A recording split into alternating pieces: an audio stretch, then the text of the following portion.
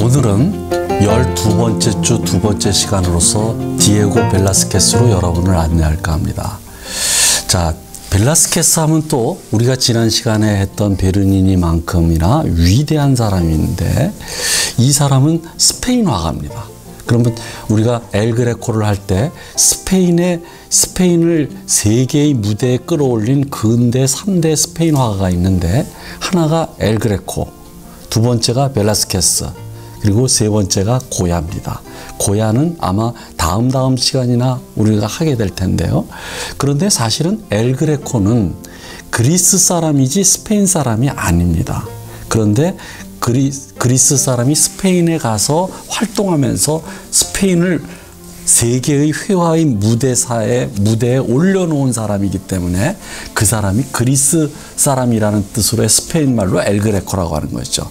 그런 의미에서 엄격하게 말해가지고 진정한 의미에서의 스페인 사람으로서 스페인 화가의 첫 번째 스페인의 그 회화의 아버지가 바로 디에고 벨라스케스입니다. 그런데 이 벨라스케스는 단순한 스페인의 그 회화의 아버지뿐만이 아닙니다. 어떤 의미에서는 서양 예술사, 서양 회화사에서 단 한 사람의, 위대한 사람이 한두 사람이 아니겠지만 단 한 사람의 회화의 위대한 화가를 꼽으라고 한다면 많은 사람이 아마 벨라스케스를 꼽지 않을까 싶습니다.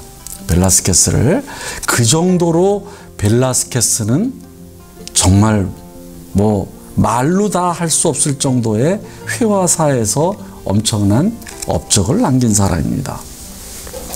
자, 근데 이 사람의 전기는 여러분들한테 제가 나눠드렸던 그 자료의 강의록에 다 있습니다. 여러분들 한번 읽어보십시오. 그러면 이 사람은 우선 딱 들어가기 전에 누구의 영향을 받았느냐? 간단히 말하면 카라바지오입니다. 카라바지오의 영향을 받았어요. 자, 그렇지만 카라바지오를 넘어갑니다. 자, 첫 번째 그림서부터 우선 카라바지오의 영향을 받았다는 걸 보이기 위해 가지고 작품을 3개를 계속 연속해서 보겠습니다. 자, 여기서 왼쪽 그림이 달걀 프라이를 만들고 있는 노파예요. 오른쪽에 있는데 주제와 관계없이 카라바지오의 골리앗의 머리를 들고 있는 다윗이에요. 자, 무엇입니까? 암흑과 빛과 어둠의 대립이 극단적이죠. 그러니까 이것을 테네브리즘이라고 하죠. 이것을 어떻게 하느냐 하면 여러분들 마치 자기가 강조하려고 하는 곳에다가 일종의 촛불을 갖다가 랜턴을 갖다가 딱 비추고 나머지는 어둡게 처리하는 그런 식의 테네브리즘으로 되어 있습니다. 완전히 기법이 똑같습니다. 그런데 벨라스케스는 이제 카라바지오가 하지 못하는 것을 넘어서는 것을 있습니다. 그것을 여러분들이 발견을 해야 돼요. 자, 또 다음으로 가봅시다. 이것도 하나는 세비야의 물장수고 오른쪽 것은 카라바지오의 세례자 요한의 참수예요. 자, 그런데 여러분들 색조도 비슷하고 기법도 완전히 바로크, 그것도 카라바지오의 테네브리즘입니다. 빛과 어둠의 대조를 해가지고 극적으로 가져갑니다. 마치 그 연극 무대에서 위에서 조명이 자기가 강조하려고 하는 그런 무대의 등장인물에게 빛을 쫙 비추고 나머지를 검게 만드는 것과 같습니다. 자, 또 하나 갑시다. 벨라스케스의 동방박사의 경배고 오른쪽 곳은 카라바지오의 성 프란체스코와 성 로렌초의 경배입니다. 완전히 무대 위에서 일어나는 것처럼 보이죠. 그렇죠? 너무나도 기법이 똑같습니다. 됐죠? 이렇게 카라바지오의 바로크와 테네브리즘을 그대로 이어받고 있고, 게다가 카라바지오의 드라마틱한, 그러니까 연극 무대에서나 하는 그런 조명법을 이용해 가지고 자기가 강조하려는 것에다가 빛을 바짝 갖다가 붙여서 거기서 강조하면서 그 옆에 것은 어둠으로 만들어 버리는 그렇게 함으로써 굉장히 드라마틱하게 만들고 있습니다. 그런데 여러분들이 이제부터 한번 봅시다. 그러면 벨라스케스는 카라바지오를 어떻게 넘어가고 있을까요? 완전히 뛰어 넘어갑니다. 그러면 여러분들 지금 왼쪽 그림을 잘 보시면은 카라바지오는 성서에 나오는 이야기라든지 신화적 이야기라든지 이런 것들을 많이 그렸는데 우선은 벨라스케스는 무엇이었습니까? 아, 일상생활이네요. 이거 뭐 요즘도 후라이를 여러분들 좋아하시는지 모르겠지만 옛날에 후라이 똑같았습니다. 그러니까 후라이가 있죠. 일상생활이에요. 그런 점에서도 우선 많은 차이가 납니다. 그러니까 벨라스케스는 일상생활로 가져옵니다. 그런데 우선은 그것도 그거지만은 여러분들 잘 보세요. 지금 여기서 어떤 점이 이 기법에서 떼네브리즘은 떼네브리즘인데 어떤 기법이 차이가 있을까요? 잘 보세요. 왼쪽부터 설명을 할게요. 이 벨라스케스는 원경, 중경, 근경입니다. 자, 맨 원경이 여기에 무슨 광주리 같은 거예요. 저 중앙에 맨 위에 있는 거예요. 그렇죠? 그 빛이 밝아요. 그 다음에 두 번째가 요 어린 소년이에요. 소년이 중경입니다. 중경이 약간 덜 밝아요. 그 다음에 지그재그로 내려옵니다. 지그재그로. 요 할머니예요. 아주머니. 아주머니가 근경이에요. 근경에서 다시 지그재그로 내려갑니다. 달걀 후라이와 이쪽으로 옵니다. 이쪽 무엇이에요? 접시로 가요. 그러면서 이쪽 접시가 가장 밝게 돼요. 이러면서 원경서부터 중경, 근경을 지그재그로 가면서 밝기를 약간 달리 합니다. 그러니까 어떻게 되냐면 공간이 어둡더라도 어두움 속에서도 공간이 무척 깊게 동굴처럼 쭉 뻗어 있다라는 그 공간적 깊이를 나타냅니다. 거기에 비해서 카라바지오의 어둠은 깊이가 없어요. 그런 공간적인 동굴과 같은 깊이가 없어요. 근데 그런 점에서 굉장히 놀랍습니다. 자, 그 다음 넘어가 봅시다. 이것도 세비야의 물장수도 마찬가지예요. 세비야의 물장수도 자, 저 뒤에 맨 뒤에 어떤 사람이 어렴풋하게 보입니다. 마치 난쟁이 같이 얼굴만 커요. 그 사람이 원경입니다. 그 중간이 중경으로서 소년이에요. 그 다음에 물장수예요. 그 다음에 뭐예요? 요 물장수의 문 항아리 쪽으로 옵니다. 지그재그로 내려와요. 지그재그로 근경으로 오면서 이게 뭐냐면 약간 이렇게 피라미드 구조로 되어 있어요. 저 뒤에 원경이 하나의 점에서부터 점점 근경으로 오면서 넓어져요. 이러한 공간적인 구성은 우리로 하여금 이 사람의 그림의 깊이에 우리를 쭉 빨려 들어가게 만듭니다. 그러니까 일상생활을 이렇게 형상화했는데 거기에 비해서 카라바지오는 생각보다는 평면적입니다. 이 사람에 비해서 이 공간의 저기가 같은 떼네브리즘인데도 그래서 이 벨라스케스의 그림이 아주 놀라운 겁니다. 자, 이 동방박사의 경배는 사실은 카라바지오의 영향을 받던 초기 작품인데 여기서도 벌써 그것이 보입니다. 멀리 있는 흑인들 있잖아요. 이게 원경이에요. 그러면서 요렇게 옵니다. 요렇게. 중경을 거쳐서 와요. 이렇게. 그러니까 이 공간적 깊이가 상당하고 게다가 멀리 있지 않습니까? 저 멀리에서 무엇입니까? 여명이 트는 이 깊이가 이런 것은 누구한테서 배워온 거냐? 사실은 다빈치의 암굴의 성모가 사실은 처음이었어요. 떼네브리즘이라든지 이런 것들이. 그러니까 다빈치가 얼마나 천재적인 거라는 것을 알 수가 있죠. 그런데 벨라스케스는 그것을 훨씬 더 발전을 시킵니다. 자, 그러면 이제 또 넘어가 봅시다. 이거요. 이건 무지무지하게 유명한 그림입니다.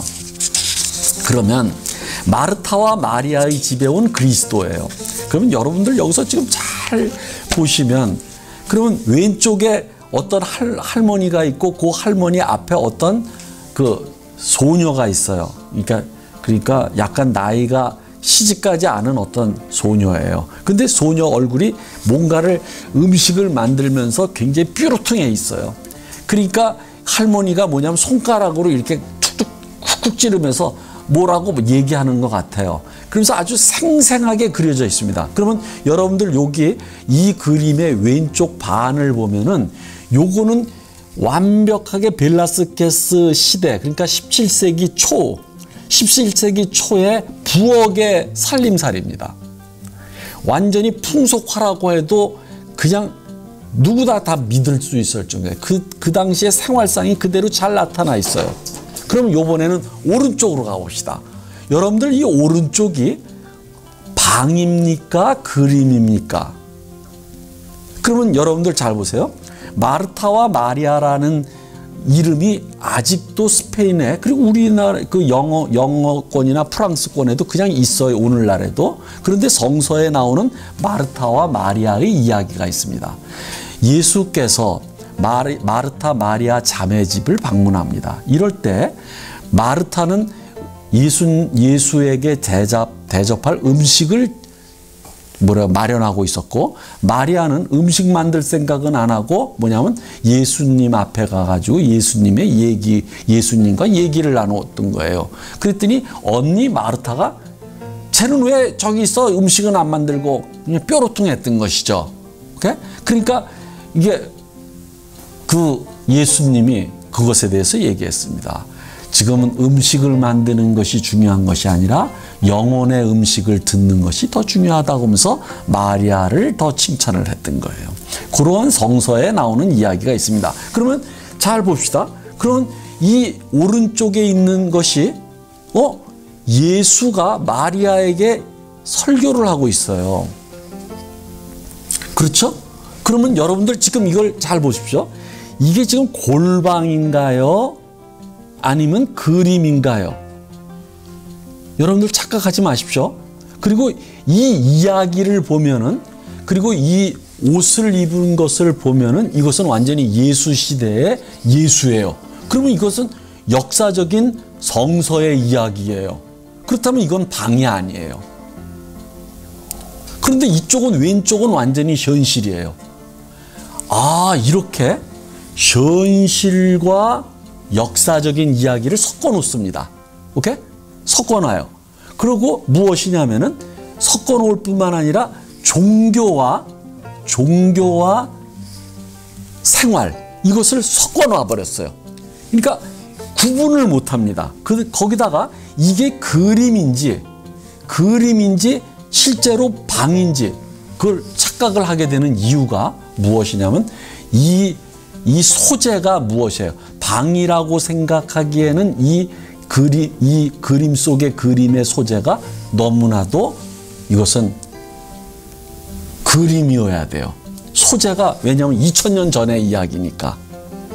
그런데 이걸 그림이라고 하기에는 뭐냐면 부엌에 이런 그림이 걸려져 있다는 것이 말이 안 돼요. 그러니까 이것을 뒤섞어 놓습니다. 이것을 혼동하게 만들어요. 그렇게 혼동하게 만들어 놓는 가장 주된 원인은 바로 이것이 그림인지 골방에서 실제로 있는 일인지를 구분하지 못하게 만드는 가장 근본적인 것은 빛입니다. 이것이 안쪽이거든요. 안쪽인데 오른쪽에서 아마 창문에서 빛이 들어오니까 여기가 밝아요. 원경인데도 밝아요. 밝으니까 이게 공간이 깊은 방같이 느껴져요. 그러니까 이게 그림인지 실제 방의 리얼리즘인지 모르게 되는 거예요. 그러니까 이렇게 이 사람은 무엇을 섞어 놓습니까? 현실과 역사, 생활과 종교, 오케이? 종교적인 성서 이야기, 그림과 현실, 이것을 뒤섞어 버립니다. 그리고 그것을 공간을 우리로 하여금 혼동하게 만들어요. 그러면서 우리를 이 그림 속에 빠져들게 만든다 하는 겁니다. 자, 이거 봅시다. 이거 보시면 이것이 왼쪽에 우리가 카라바지오를 할 때 잠깐 본 적이 있습니다. 벨라스케스의 주정뱅이들이에요. 그러면 오른쪽에 카라바지오가 병든 바쿠스예요. 그러면 여러분들 잘 보세요. 자, 왼쪽에 있는 주정뱅이들의 가운데 하얀 백색의, 완전히 이건 백인이야. 몸이 파래. 근데 머리에 무엇을 썼어요? 포도나무 잎을 가지를 썼어요. 그러면 이것은 바카스 신이에요. 디오니소스 신이야. 그렇죠? 그런데 여러분들 잘 보십시오. 그 사람 옆에 있는 사람들은 진짜 일꾼들이에요. 노동자들이에요. 완전히 리얼리즘입니다. 노동자들이 여러분들 요 가운데 있는 노동자를 자세히 보면 이빨이 빠졌어요. 그리고 이 할아버지들이 이빨이 빠진 게 그대로 나옵니다. 그럼 뭐냐면 이 사람들은 하루에 노동을 한 다음에 뭐냐면 참을 먹든지 아니면 노동이 끝난 저녁에 뭐냐면 술을 한잔 하는 거예요. 그러면서 굉장히 인생을, 삶을, 생활을 즐기는 거예요. 굉장히 즐겁죠. 그런데 가운데 앉아 있는 사람은 뭐예요? 디오니소스 그리스 신화에 나오는 사람이에요. 그러니까 신화와 현실을 섞어놔 버립니다. 이렇게 생활과 이런 이야기들을 그림을 섞어놔 버려요. 그러니까 굉장히 즐거워요. 이 그림을 보면 쾌활합니다. 완전히 낙천적이에요. 거기에 비해서 카라바지오의 바쿠스는 뭡니까? 이건 알코올 리그로 그렸다 그랬잖아요. 바쿠스를 병들었습니다. 이 대조입니다.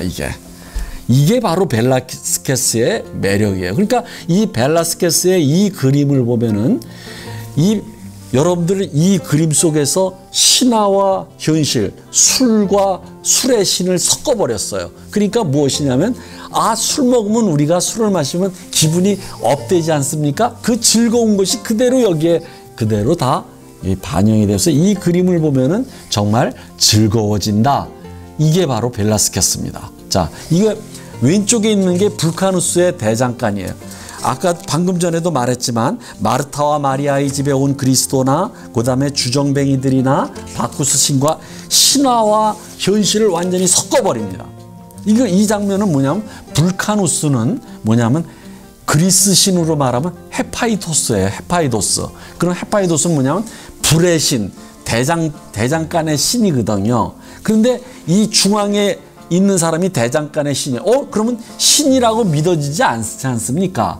그러면 뭐예요? 이 사람이. 이것은 17세기 그 당시에 대장간에 있는 그대로의 모습이에요.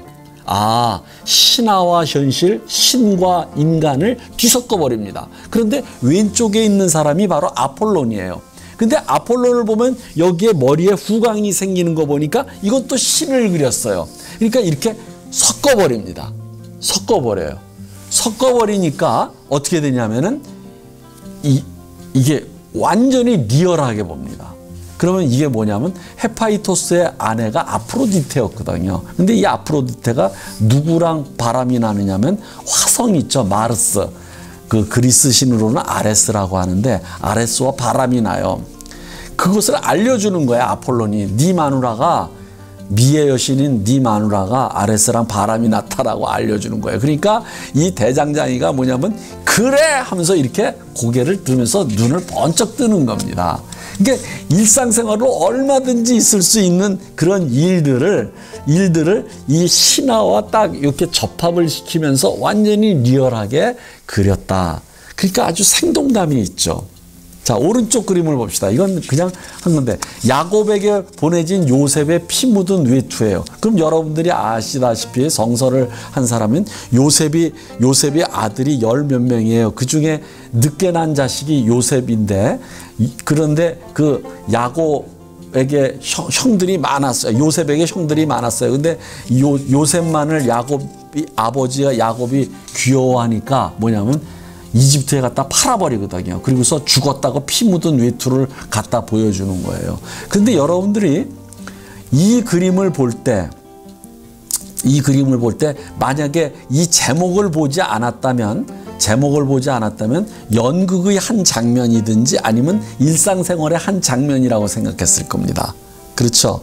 그러니까 그만큼 이 카라바지오와 다른 점은 일상생활을 그리면서도 연극적으로 그러면서 신화와 뒤섞어버리고 성서의 이야기와 뒤섞어버리고 그러면서 그림 같지 않으면서 그림처럼 그리고 이게 완전히 뒤섞어버렸습니다. 그러면서 우리를 완벽한 혼동의 세계로 우리를 안내한다는 것입니다. 자, 이제 또 넘어갑시다. 여러분들에게 언젠가 한번 했듯이 우리가 여러분들한테 늘 얘기하잖아요. 우리가 이 수업을 시작할 때 처음 얘기할 때 뭐라 합니까? 예술이라고 하는 것은 느낌과 감각의 차원에 있는 것이 알매 차원에 있는 것이 아니다. 그런데 느끼려면 어떻게 느껴야 되느냐? 차이를 느껴야 되는 것이다. 차이를 느끼는 것이다. 고기 맛도 차이를 알 때 고기 맛을 알게 되는 것이다. 하듯이 여러분들에게 십자가상을 한번 쭉 차이를 한번 느껴보시라고 제가 한번 모아봤습니다. 저도 여러분들과 그림에 대해서 관심을 갖고 공부하게 된 것이 이 차이를 통해서입니다. 그러면 우리가 다음 그림을 먼저 봅시다. 왼쪽에 있는 게 바로 지오토의 그 십자가상입니다.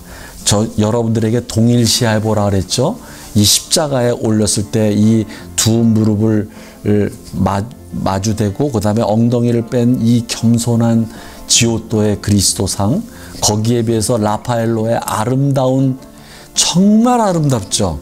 곱고 완벽하게 모든 상처가 지워진 정말 순수 100%의 아름다운 라파엘로의 예수 그리스도, 거기에 비해서 루벤스의 그리스도는 어떻습니까? 굉장히 영웅적이죠.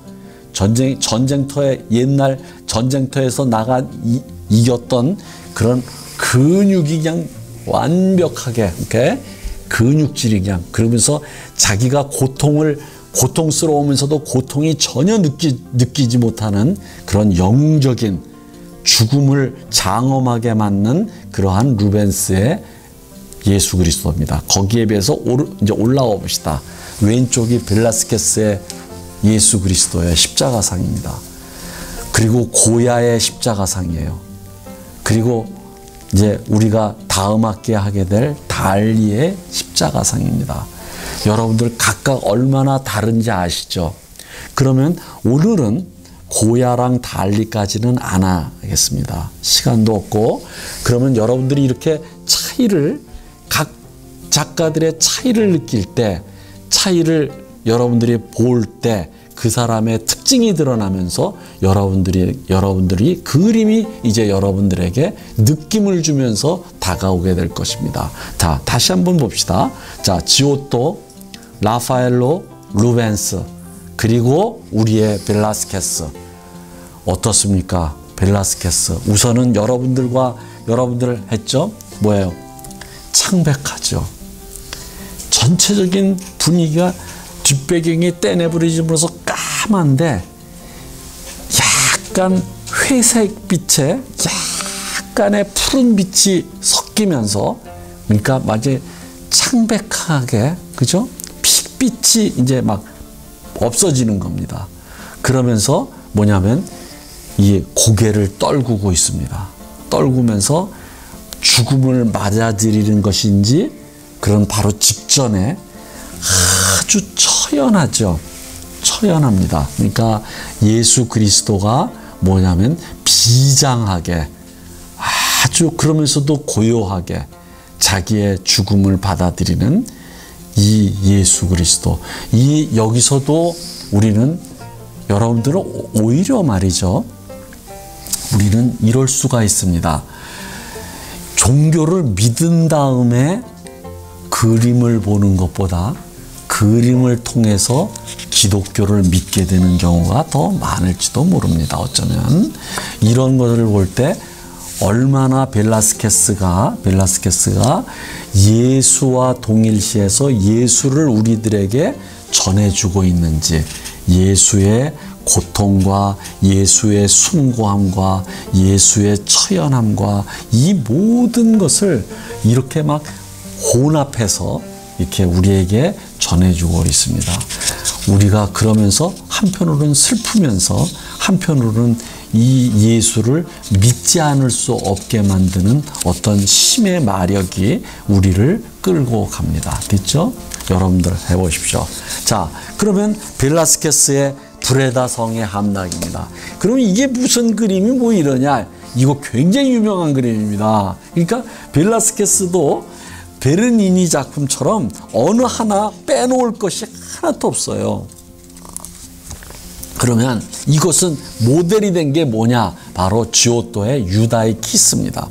그리고 이 작품은 나중에 여기다 제가 올리지 않았지만 바로 낭만주의의 대가인 들라크로아로 넘어갑니다. 이러한 것들이 서로 차이를 느낄 때 여러분들은 이제 그 벨라스케스의 그림의 특징, 그리고 지오토의 천재성, 지오토가 제일 먼저 시작한 겁니다. 이런 것들이. 그러니까 이런 것에서 우리는 그 그림이 좋아지기 시작합니다.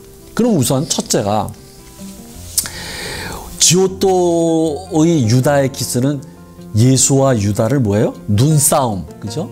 눈싸움으로 서로 대립한 인간적인 대립으로 그렸는데, 왼쪽에 브레다성의 함락을 보십시오. 누가 승리했습니까? 금방 아시죠? 오른쪽에 창도 수직으로 쫙 섰고, 왼쪽에 이 사람들은 창이 후줄근하게 메고 있고 있지 않습니까? 벌써 누가 승리자고 누가 패배자인지 알 수 있죠. 그러면 패배자가 뭐냐면 고개를 숙이면서 열쇠를 갖다 줍니다. 이제 궁의 열쇠겠죠. 뭐 열쇠를 갖다 주어서 항복을 합니다. 그러니까 오른쪽에 있는 승자가 뭐야? 어깨를 두드리고 있어요. 뭐냐? 평화로 이제 화합을 하는 거죠. 오른쪽이 바로 스페인이고 왼쪽이 네덜란드입니다. 그런데 더 중요한 게 있습니다. 여러분들 멀리 원경을 보십시오. 원경을. 멀리 원경이 뭐냐면 전쟁이 있었다는 것이 여기저기 화마의 연기가 막 올라오지 않습니까? 이러한 원경과 중경과 근경을 이 그리는 방식이 있지 않습니까? 이것이 대단합니다. 이 벨라스케스가. 그러니까 여러분들 지금 이게 전체가 넓게 총체적으로 보이면서 이것이 완벽한 전쟁이었으며 전쟁이 끝나가는 것이 근경으로 옵니다. 원경에서 근경으로 오면 올수록 이게 점점 무엇이에요? 그 평화 쪽으로 온다는 것. 그러니까 시간의 깊이까지 여기서 표현하고 있다 하는 겁니다. 자, 넘어갑시다. 자, 이번엔 기마도예요. 기마도 하면은 여러분들 이제 오른쪽에 두 작품입니다. 하나가 다비드, 우리 요번 학기에 끝날 때 우리 다비드를 할 겁니다. 다비드의 바로 나폴레옹 상, 기마상. 그 다음에 오른쪽이 이제 올해는 요번 학기에는 안 하겠지만 들라크로아의 기마상이에요. 이 두 개가 제일 유명합니다. 그런데 다비드와 들라크로아는 각각 하나가, 다비드는 신고전주의와 들라크로아는 낭만주의에 서로 완전히 대조적이죠. 거기에 비해서 이미 왼쪽 끝이 벨라스케스의 기마상이에요. 그러면 여러분들 무엇일까요? 아, 이 기마상은 다비드와 들라크로아 중간쯤 되겠다 하는 거죠.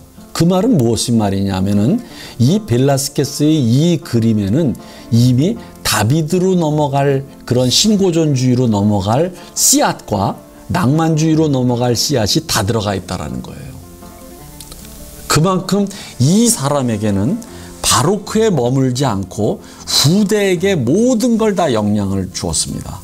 그러니까 다비드의 알프스를 넘는 나폴레옹은 마치 사진관에서 마치 말 그림 위에 타가지고 말 인형 위에 타고서 어린아이들이 찍은 사진과 같고 완전히 이게 정적이죠. 그리고 색칠도 곱죠. 거기에 비해서 들라크로아의 기마상은 뭐냐면 색칠이 거칠고 굉장히 역동적이고 뭐냐면 윤곽이 뚜렷지도 않고 매끈매끈하지도 않습니다.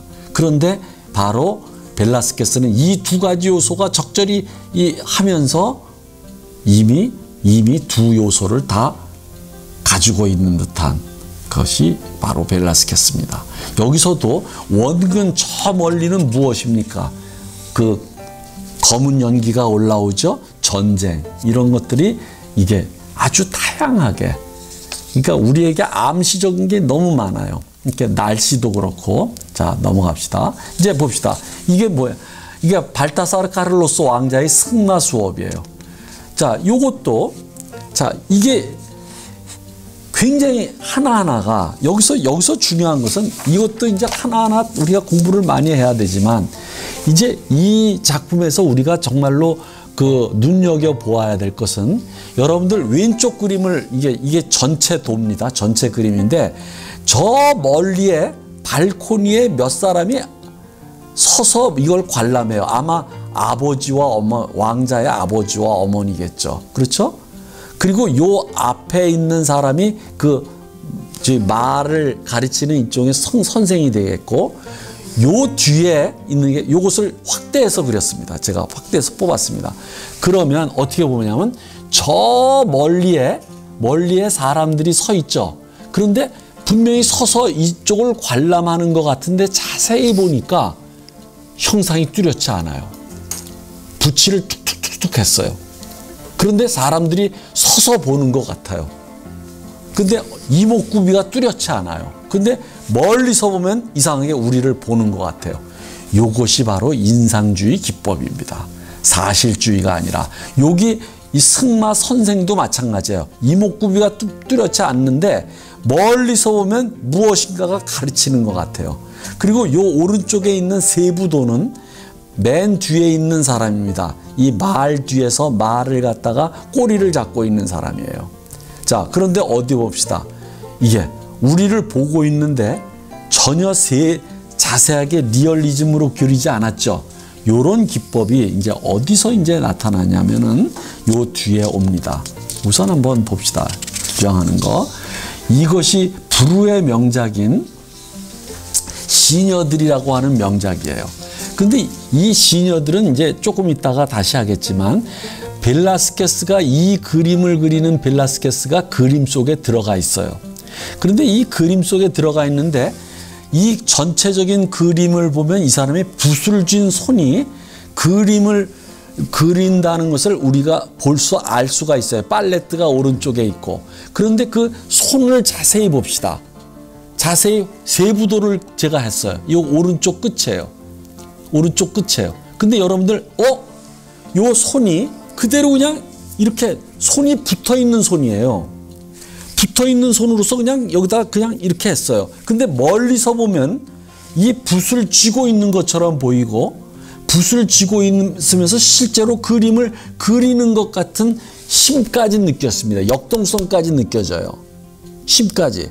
요런 기법. 그러니까 가까이서 가서 보면은 그냥 색칠을 했을 뿐인데, 멀리서 보면은 붓을 쥐고 있는 손의 세부적인 리얼리즘처럼 보이는 거예요. 요게 바로 인상주의 기법인 디비조니즘이라고 하는 겁니다. 이게 색채 분할주의라고 하는 거예요. 자, 그런데 다시 넘어옵시다. 요것이 이미 아까 승마 수업에도 그대로 나타난다는 겁니다. 그대로 나타나서 멀리 발코니에 앉아서 서서 보는 사람이나, 서는 사람이나, 이 뒤에 말꼬리를 잡고 있는 사람이나, 가르치는 선생이나, 이게 뭐냐면 세부적으로 리얼리즘이 아니에요. 완전히 아주 세부 사진을 찍듯이 그린 게 아닌데 멀리서 봐야지나 이 사람들이 뭘 하고 있다는 것을 알아요. 이게 바로 인상주의 기법이다. 그래서 이 벨라스케스는 다음에 나타나는 모든 기법, 그러니까 고전주의든지 무슨 기법이에요? 그 다음에 낭만주의, 들라크로와 인상주의까지 사실은 다 이 사람에게서 나타난다. 그 기법이. 자, 그러면 다음에 넘어갑시다. 이 사람이 한 것은 한두 가지. 그러니까 아까도 말했지만 이 사람은 무엇이에요? 일상생활을 많이 그렸다 그랬죠. 그러면 우리나라도 남사당패가 그랬듯이 옛날에는 여기 스페인에서도 궁중에 전용 일종의 남사당패가 있었던 거예요. 그 놀이패들이. 그런데 난쟁이가 있었어요. 난쟁이들을 많이 그렸어요. 난쟁이가 이 하나하나, 이 중간에 그림이 이제 특히나 아주 중요한 그림이고 저기한데, 그 다음 그림을 한번 봅시다. 왜 중요한가? 이게 이제 서서 있는 그림들입니다. 하나가 발라돌리드라는 사람의 초상하고, 또 한 사람이 이솝이고, 또 한 사람은 바로 마르스. 아까도 얘기했지만 전쟁의 신인 아레스를 그린 겁니다. 그런데 이제 이 하나하나가 우람해요. 특히나 이솝은 기원전 8세기에 있었던, 여러분들 이솝 우화라고 아시죠? 이 사람은 꼽추라고 알려져 있거든요. 그런데 꼽추라고 신화적으로 알려있는데 이 사람은 서서 엄청나게 우람하게 그립니다. 그러나 이 세 개의 초상화 중에서 제일 중요한 것은 왼쪽입니다. 자, 그러면 이 사람이 이제 난쟁이에서 중간 것이 이제 중요하다라고 했는데, 자, 왼쪽 것이 특히나 이 발라돌리드가 중요합니다. 그럼 여러분들 한번 찾아내 보십시오. 선생님이 왜 이게 이렇게 중요하다고 할까? 여러분들, 이 사람이 서 있죠. 근데 어디가 벽이고 어디가 바닥이에요? 그리고 어디에 서 있는 거예요? 바닥과 벽이 없습니다. 평면화 시켰다라는 거예요. 평면화. 그러니까 이게 놀라운 겁니다, 이게. 그리고 무엇이냐면은, 그러니까 마치, 그러니까 공간을 2차원화 시켰어요. 3차원적 공간을. 그래서 여러분들 이게 만해에게 영향을 미치는 겁니다. 만해. 자, 만해의 이 그림을 잘 보십시오. 그럼 벽이 어디고 바닥이 어디예요? 붙어 있죠. 그러면 이게 만해의 인상주의. 그래서 평면화가 다시 도입이 되기 시작하는 겁니다. 평면이. 거기다가 왼쪽 그림에 잘 보십시오. 이게 말이죠. 그림자가 굉장히 불명확하고 그림자가 이상하게 돼 있어요. 여기 이 만해의 피리 부는 소년도, 그러면서 빛이 뭐냐면 어디서 들어와서 어떻게 비치는지 그림자도 자기 마음대로 그렸다는 거예요. 그러니까 자기가 강조할 것과 이것을 그림자도 이용을 했다는 것이죠. 강조해야 될 것이 그림자를 어떻게 이용해야 될 것인지. 그 다음에 세 번째가 있습니다. 이 사람이 어떤 걸 가리키고 있습니까? 손가락으로 오른손으로 어디를 가리키고 있어요? 여러분들 잘 보십시오. 이거 어디를 가리키고 있어요? 바닥을 가리키는데 그 바닥은 그림 바깥이 있습니다. 그러니까 이 그림은 그림 바깥을 끌어들이고 있어요. 그리고 그림 안에서 그림 바깥으로 나가고 있고 그림 바깥을 지시하고 있습니다. 그러면서 그림 안팎을 뒤섞고 있다. 됐죠? 그러니까 여러분들 이런 것이 엄청나게 혁신이 됩니다. 혁명적인 겁니다. 이게 나중에 고야로 갑니다. 그러면 그림 바깥에 무엇이 있을까요? 그것을 무엇이 있는지 모르죠. 그런데 이 사람이 오른손으로 가르치고 왼손으로 하면서 가리키면서 우리를 보고 있는 거예요. 우리에게 말을 하고 있는 거죠. 그만큼 우리를 더 끌어들이고 있다. 우리들에게 말하고 있다 하는 겁니다. 자, 또 넘어갑시다. 그럼 인도스캔티우스 10세의 초상화예요. 그럼 여러분들 이거 할 때 이게 뭐 여러분들 기억하시죠? 바로 라파엘로의 그림이라든지 티치아노의 그림이라든지 이런 걸 얘기를 했어요. 그러면 이 그림과 이 그림이 무슨 차이가 있느냐? 여러분들 이 그림을 자세히 보시면 강인하기도 하고, 그리고 눈매라든지 그 다음에 입을 앙다물고 있는, 그러면서 이 사람이 결단력이 있는 것 같으면서, 그리고 손에 무슨 서류를 잡고 있고 손이 이렇게 무엇을 말해주고 있는데, 이 사람은 상당히 용기 있고 결단력이 있고 그런 사람처럼 보입니다. 그런데 다른 한편으로는 이 사람의 무엇이 있냐? 우리는 그 오른쪽의 그림에 프란시스 베이컨이라고 하는 20세기 화가가 있습니다. 유명한 사람인데 이 화가가 무엇이냐면 여기서 불안을 봤습니다. 이것을 다시 그려요. 그러니까 이 그림에는, 이 초상화에는 불안한 요소도 갖고 있다 하는 겁니다. 불안한 요소도 갖고 있다. 그래서 그러니까 이 그림은 인노켄티우스 10세의 이 초상화는 인간의 모든 감정이 여기에 다 녹아들어 있다라고 얘기를 해요. 마치 모나리자가 인간의 양가성을 다 갖고 있듯이 이 사람은 모든 감정을 다 표현하고 있다라고 해요. 그것이 바로 프란시스 베이컨이 불안을 그리면서 이렇게 형상화, 표현주의로 그림을 그린다. 그래서 많은 사람들은 벨라스케스에게는 이미 표현주의적인 색채가 나타나고 있다, 이렇게 말합니다. 자, 이제 봅시다. 자, 이게 바로 거울을 보는 비너스예요. 이거 우리 티치아노와 그 다음에 루벤스의 거울을 보는 비너스 했잖아요. 그러면 이때 이것을 내가 드디어 거울을 보는 비너스를 한다고 했습니다. 거울을 보는 비너스에서 이게 완성이 된다라고 했어요. 그러면 그 사람들은 무엇이었어요? 티지아노의 거울을 보는 비너스는 뭐냐면 이 관계, 거울을 통해서 자기를 바라다보는 관람자의 시선을 의식하면서 자기의 미를 꾸미는 거예요. 그것은 이 티지아노가 무엇을 염두에 뒀냐면 모든 아름다움이라고 하는 것은 그것을 바라보는 시선을 전제할 때만 그 아름다움이 가치를 갖는다. 이것을 제3자의 시선입니다. 여러분들도 어떤 자기를 꾸미기 위해서 화장을 하지 않습니까? 그럴 때 화장을 누구에게 보여주기 위한 겁니다. 보여주기 위해서. 그러니까 그 사람의 눈으로, 그 보여주는 사람, 보는 사람의 눈으로 여러분들은 화장을 하고 있는 거예요. 그 심리가 티지아노와 루벤스에는 잘 나타나 있다고 한다면, 그 심리를 그렸다고 한다면 무엇이에요? 거울을 보는 비너스는 그게 아니에요. 잘 봅시다. 첫째가 무엇일까요? 거울을 보는 비너스는 거울 상이 무엇이에요? 희미하게 그려져 있습니다. 여러분들은 오히려 거울은 명확하게 그려지는, 보여지는 것이, 윤곽이 뚜렷하게 비치는 것이, 그것이 거울의 원리인데 이 사람은 흐리게 그렸어요. 그것은 무엇을 말할까요? 여러분들은 거울아 거울아 이 세상에서 누가 제일 예쁘니? 백설공주의 왕비의 거울이죠. 여러분들은 거울 속에서 자기 자신의 이상적인 이미지를 흐릿하게 투영하면서 보고 있는 겁니다. 즉, 이 벨라스케스는 우리가 거울을 보는 심리는 거울 속에서 환상을 보기 위해서다라는 것을 이렇게 희미하게 그렸다는 겁니다.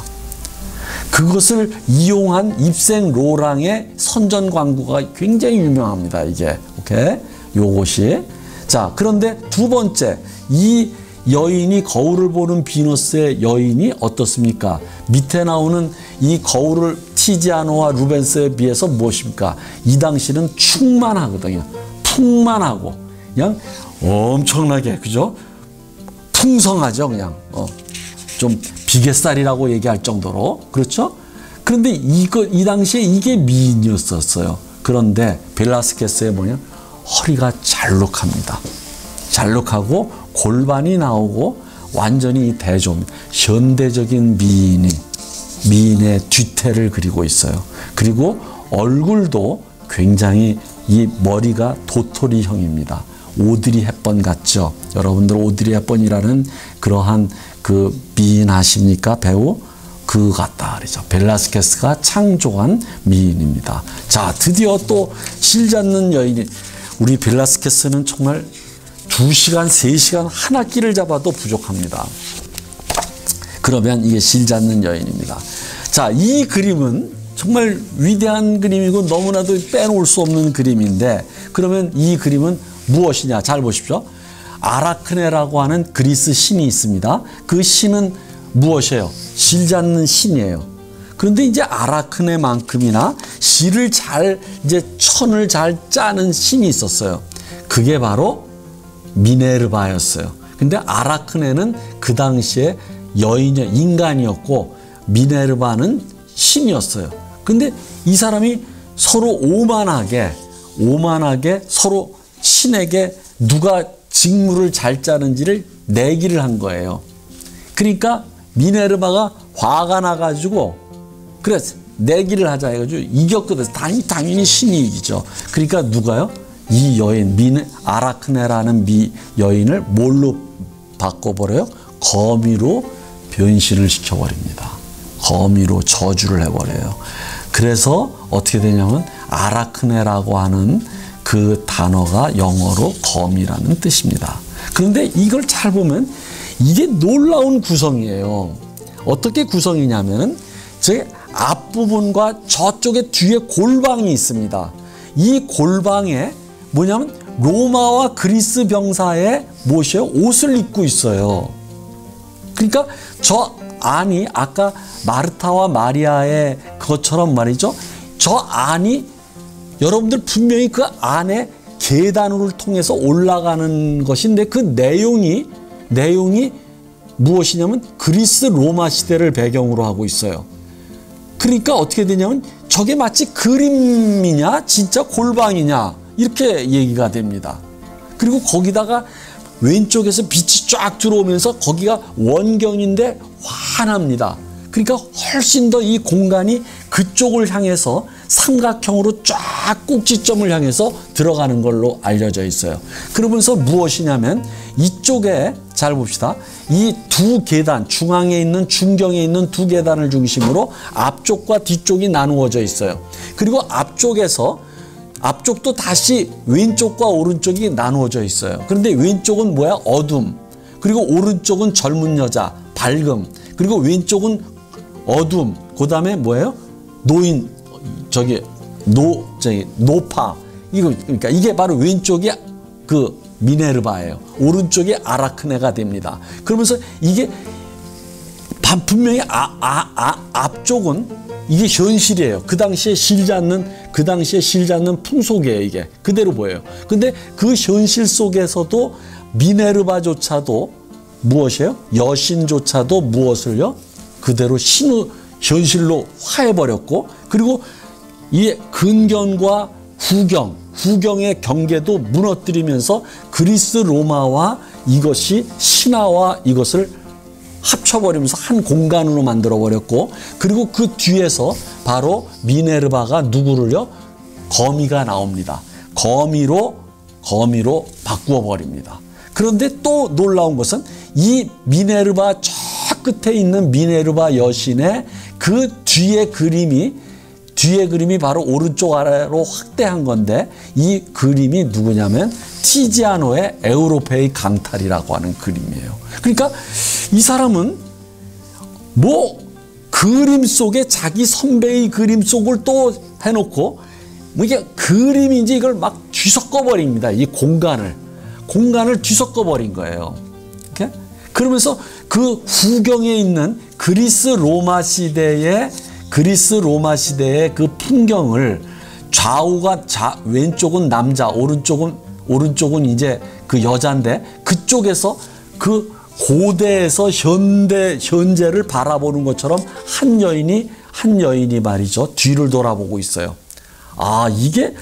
그러니까 이걸 막 뒤섞어 놨는데 우리는 뒤섞였다는 것이 하나도 모릅니다. 그러면서 이게 완전히 혼재되어 있는데 완벽하게 융합을 이룹니다.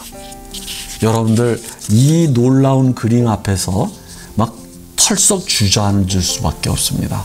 여러분들이 살고 있는 시간이 바로 이러하다. 여러분들이 이제 봅시다. 그러면 이제 시녀들이에요. 아무리 시간이 됐다고 하더라도 여러분들이 지루하다고 하더라도 이것은 지루할 틈이 없습니다. 벨라스케스는 1시간을 넘겨더라도 해야 됩니다. 여러분들. 자, 그러면 이거 이제 마지막 작품에 달았는데, 자, 그러면 이 그림은 또 얼마나 위대하냐. 여러분들 이 벨라스케스의 시녀들이 벨라스케스의 가장 위대한 그림이라고 하는데, 이 시녀들에 대한 그림에 대한 연구의 책만 모아도 아마 한 방 도서관 하나는 될 겁니다. 그것을 여러분들에게 어떻게 짧은 시간 내에 제가 말씀을 드릴 수 있겠습니까마는, 자, 그러면 우선은 여러분들에게 보여주시듯이, 자, 이 그림은 놀라운 그림이 그림을 그리는 자신, 벨라스케스 자신이 그림 속으로 들어가 있어요. 그리고 벨라스케스가 그 그림을 그리는 캔버스가 또 그림 속에 들어가 있어요. 왼쪽 구석지에 캔버스의 뒤가 보이시죠? 그러면 만약에 여러분들이 지금 이렇게 되려면 어떻게 그림을 그려야지 이렇게 그림 속에 자기가 그림 그리는 화가와 캔버스가 들어갈 수 있을까요? 바로 거울을 건져놔야 됩니다. 앞에다가 거울을 보고 그리는 겁니다. 거울을 보고. 그러니까 여기 나머지 소녀들이든지 난쟁이 있지 않습니까? 오른쪽에 있는, 중앙에 있는 그 공주, 마르가리타 공주부터 시작해서 이 사람들 있잖아요. 이 사람들은 거울을 보고 있는 겁니다. 큰 거울을 보고 있고, 벨라스케스는 그 거울을 다시 거울 속에 비친 광경을 그리고 있는 것이죠.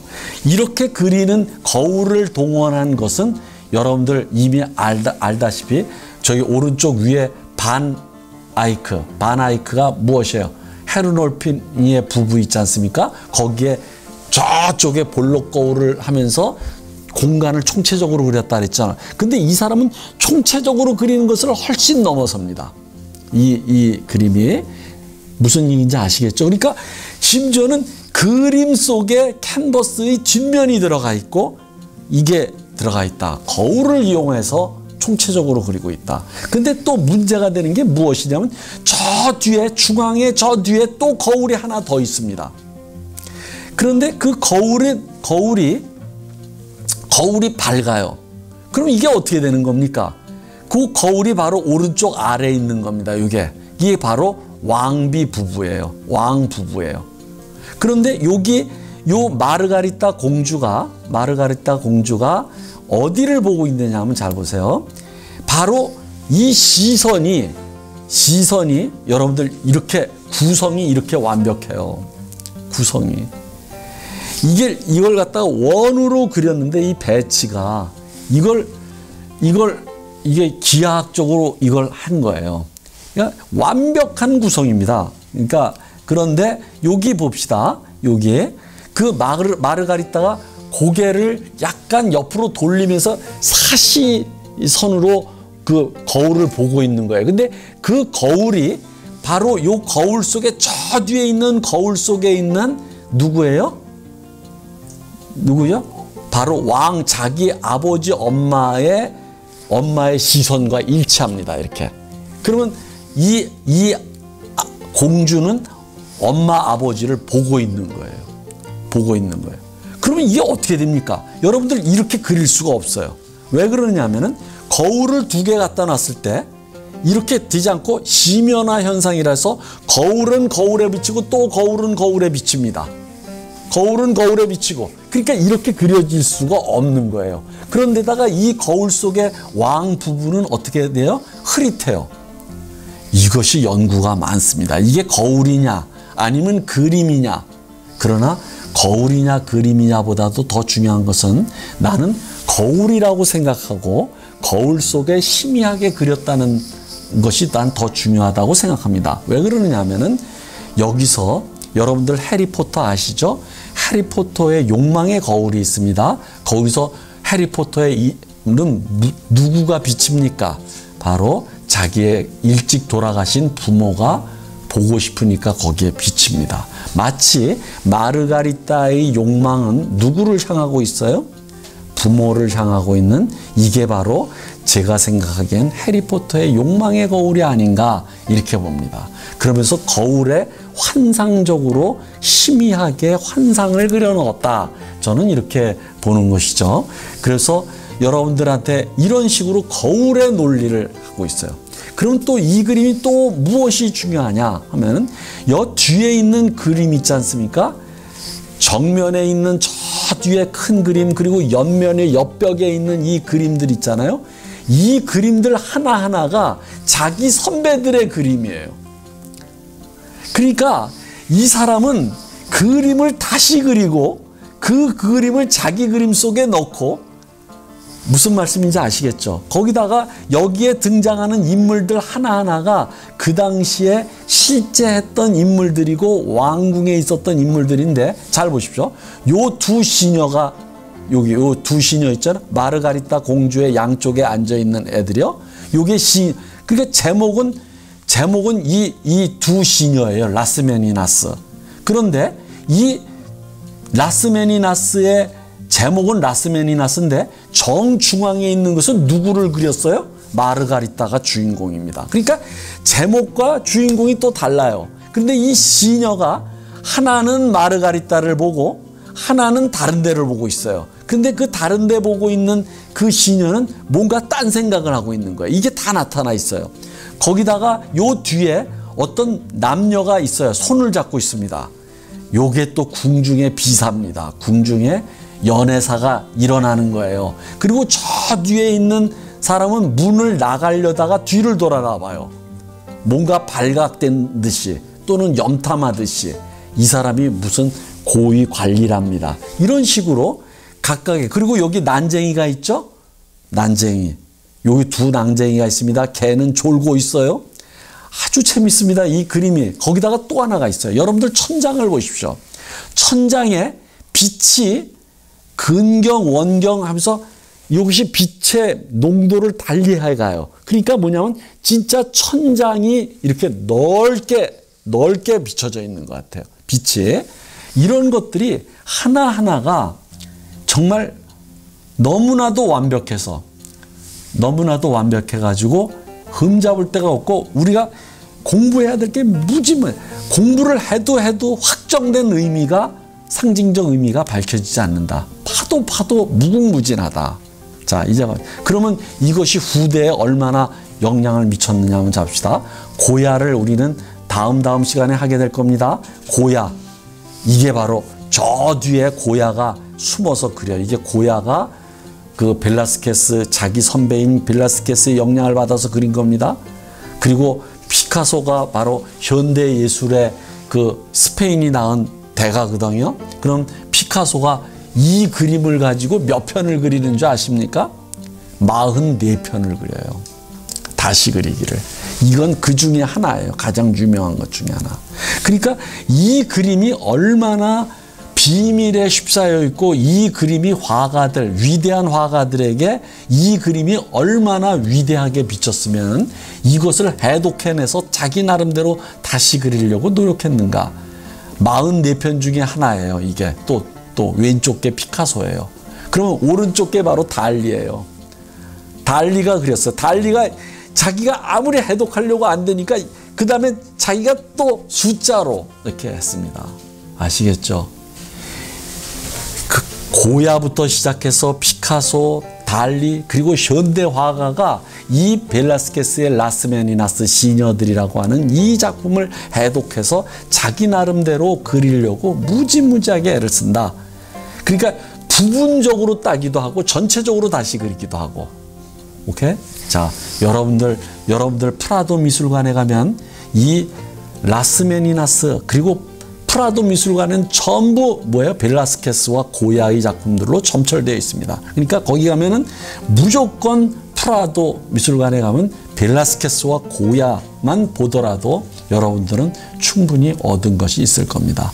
그런데 이 벨라스케스가 누구를 많이 그렸냐면 아까 주인공이 되었던 마르가리타 공주예요. 이 마르가리타 공주는 여러 편을 그립니다. 나이에 따라서 3살, 5살, 8살짜예요. 그리고 이 소녀가 일찍 죽어요. 근데 이 소녀를 아주 사랑했다고 하더라고요. 왜 그러냐면 자기 아들과 나이가 비슷했나 봐요. 그래서 자기 딸처럼 했다고 합니다. 그래서 여러분들 아까도 얘기했지만 이 마르가리타 공주가 중앙에 있으면서 마르가리타의 심리를 꿰뚫어서 이 눈을 약간 고개를 돌리면서 삐딱하게 보면서 거울에 비치면서 거울 속에서 바로 그 욕망의 거울 속에서 아버지 어머니를 보는 것이 아닌가, 저는 그렇게 봅니다. 여러분들에게 벨라스케스를 소개하게 돼서, 그리고 벨라스케스의 특히나 라스메니나스를 소개하게 돼서 정말 저로서는 영광입니다. 다음 시간에 다시 뵙겠습니다.